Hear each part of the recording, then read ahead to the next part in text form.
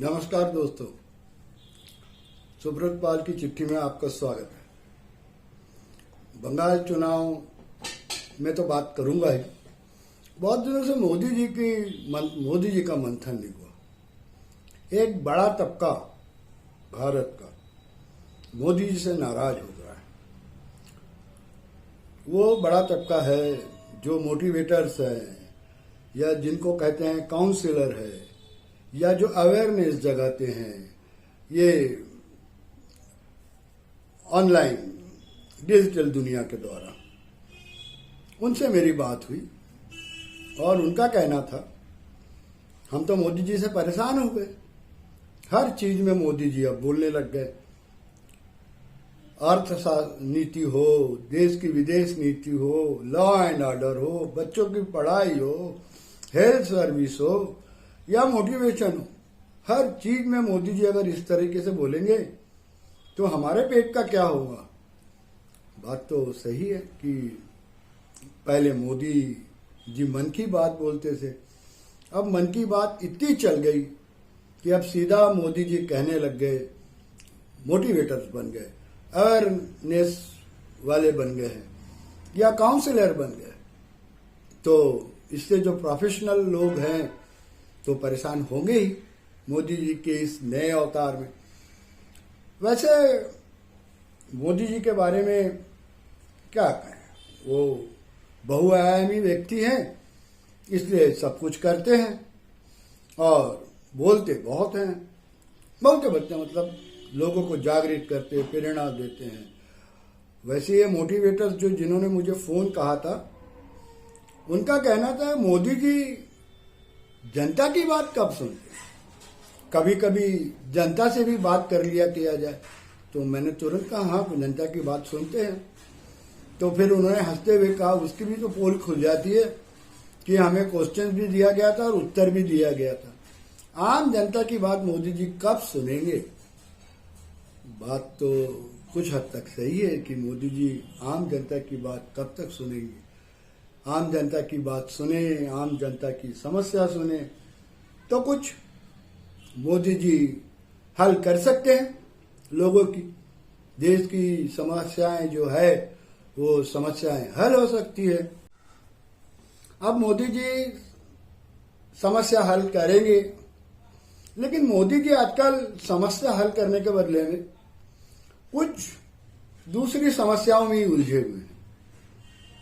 मोदी जी बंगाल चुनाव में उलझे हुए हैं, मोदी जी विधानसभा के बाकी तमिलनाडु, असम, पांडुचेरी वहां भी उलझे हुए हैं। लेकिन सिर्फ ये विधानसभा चुनाव तक ही उलझना नहीं है उनका, वो महाराष्ट्र में भी उलझे हुए हैं। रह के उनकी बत्ती महाराष्ट्र की तरफ आ जाती है कि किस तरीके से महाराष्ट्र में जो 3 पहिए की ऑटो वाली सरकार है, हाँ उसको ऑटो वाली सरकार ही कहेंगे, 3 पहिए की चलने वाली ऑटो वाली सरकार।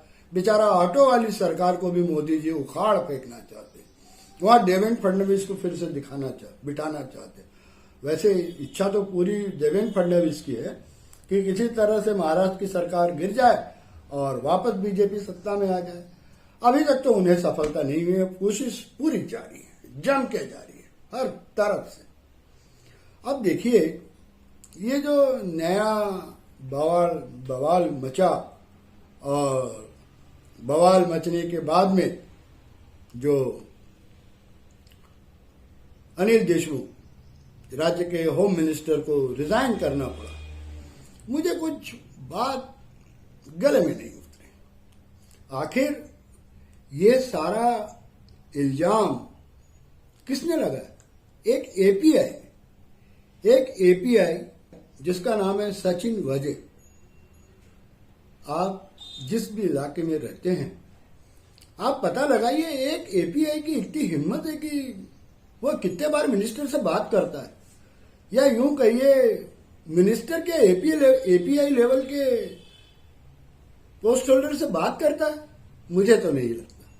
मुझे तो वहीं डाउट होना चालू हो गया था कि एक मंत्री, होम मिनिस्टर, अपने ये सारे हथकंडे के लिए, वसूली के लिए एपीआई भजे को कहेंगे।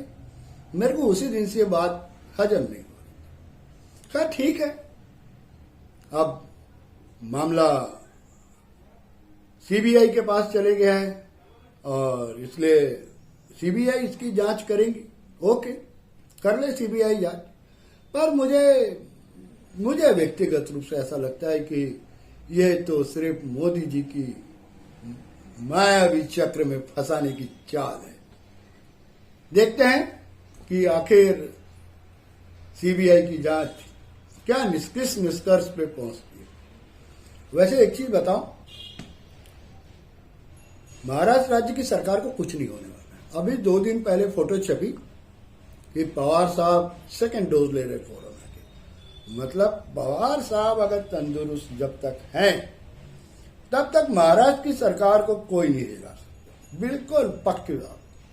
महाराष्ट्र सरकार को जब तक पवार साहब ने अगर सेकंड बूस्टर दवाई ले लिया तो कोई नहीं हिला सकता। अब देखिए, मैंने कहा महाराष्ट्र राज्य की सरकार को कि वो ऑटो की सरकार है और मोदी जी एरोप्लेन में चलने वाले इंसान, मर्सिडीज कार में घूमने वाला इंसान, तो ऐसे महान इंसान जो मर्सिडीज में घूम रहे हैं और वो मर्सिडीज के ड्राइवर को बोले अरे ऑटो को कट मारो, तो ये शोभा नहीं देता मर्सिडीज में बैठने वालों को ऑटो पे कट मारने की। या यूं कहे कि मोदी जी प्लेन में जा रहे हैं और पायलट को कहे बिल्कुल नीचे से चलो ऑटो के सर के ऊपर से, जिससे ऑटो का ड्राइवर घबरा जाए और एक्सीडेंट कर दे।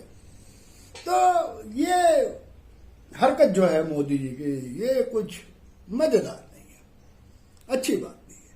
अरे देश में बहुत समस्या है, विधानसभा के चुनाव हैं, उन पे सब रही है, लेकिन एक चलने वाली सरकार को आप इस तरह से अस्थिर क्यों कर रहे हैं? चलने दीजिए, आराम से चल रही है तो क्या दिक्कत है? देश में कितनी समस्या है मोदी जी, उनको हल कीजिए प्लीज। सो दोस्तों, आप चालू करते हैं बंगाल की खबरें। अभी टीवी में देखा कि कूच बिहार में फायरिंग हो गई और शायद 4 लोग मर गए। अब वो तो बाद में पता चलेगा किस परिस्थिति में क्या हुआ। पट्टियां चल रही थी।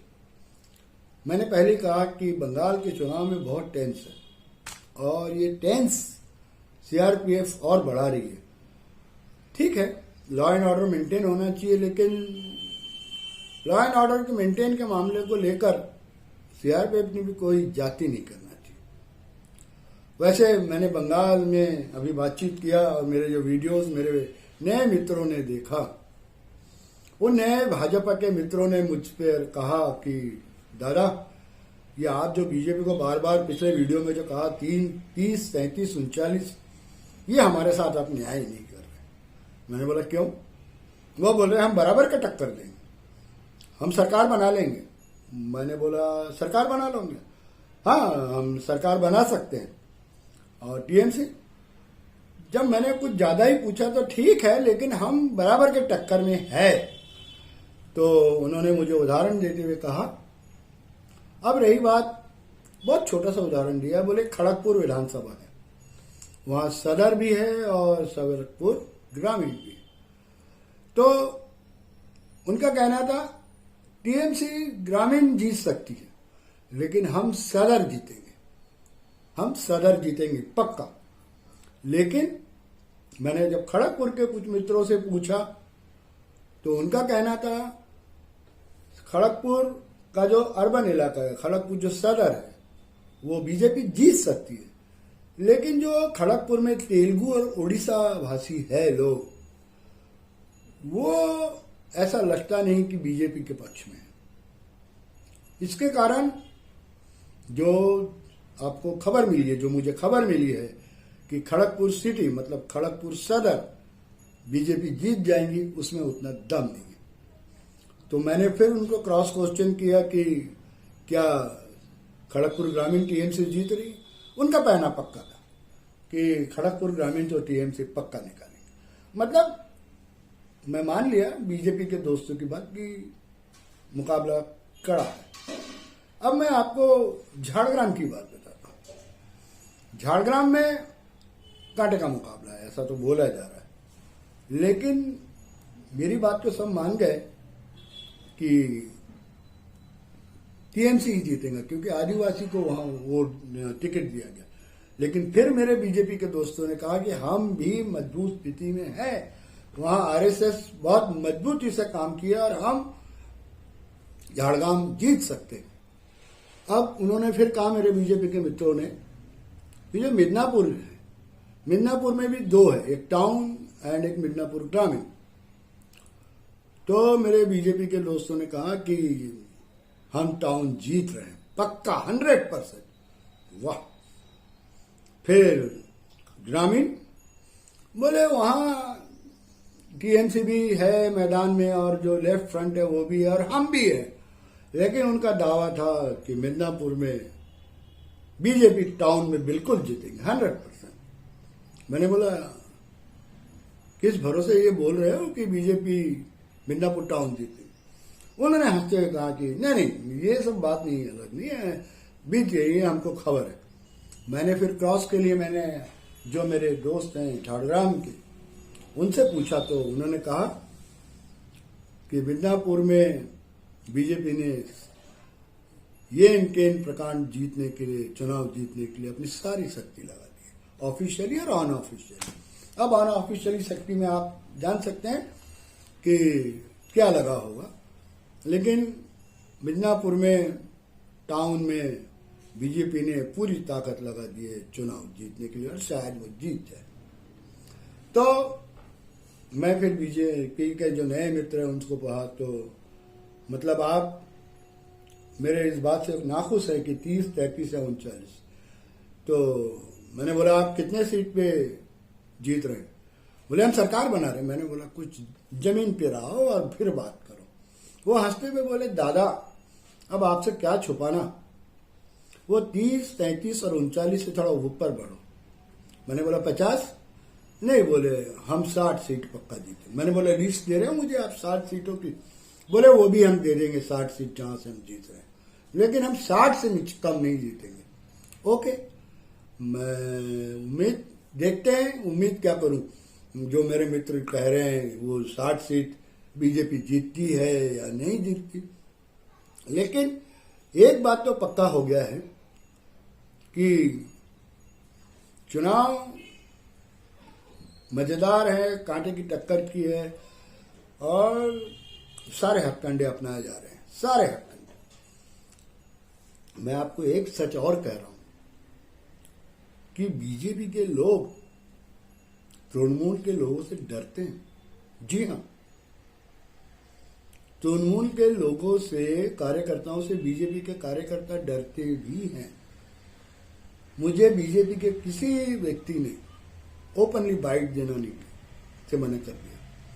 उनका कहना था कि हमें यहां धंधा करना है, काम करना है, अगर बीजेपी नहीं आई तो हमारी खैर नहीं। तो देखिए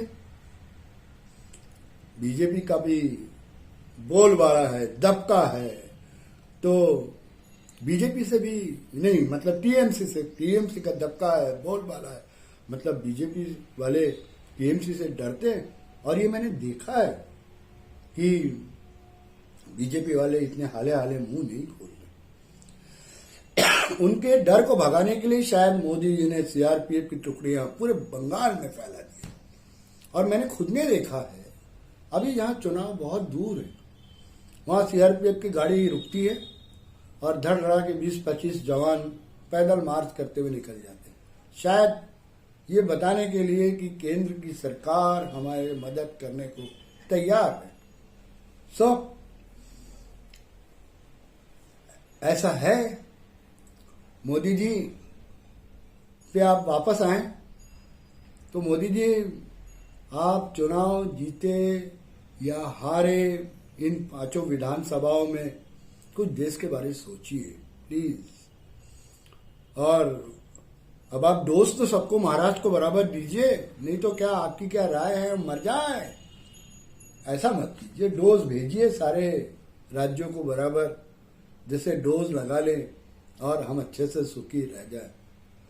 डोज कम आ रहे दोस्तों, और हर जगह लंबी लंबी कतार हो रही है कोविड को लेकर।